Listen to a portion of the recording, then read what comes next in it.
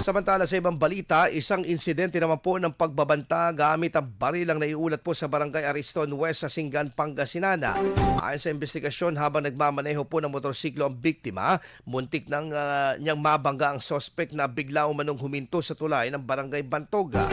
Matapos ang insidente, sinabi ng biktima sa sospek na hihintayin niya ito sa dulo ng tulay upang mag-usap.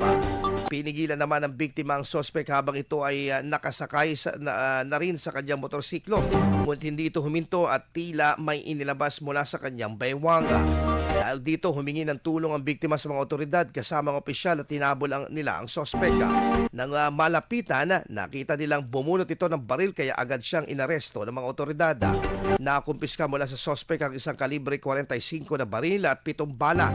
Agad naman na isinuko ng mga barangay officials ng sospek at ang ebidensya sa Asingan Police Station. Sa ngayon, nasa kustodiya na ng Asingan Police Station ang sospek at nahaharap sa kasong paglabag sa Republic Act 10591 o yung Comprehensive Firearms and Ammunition Regulation Act at grave theft. IFM News. IFM News. IFM News.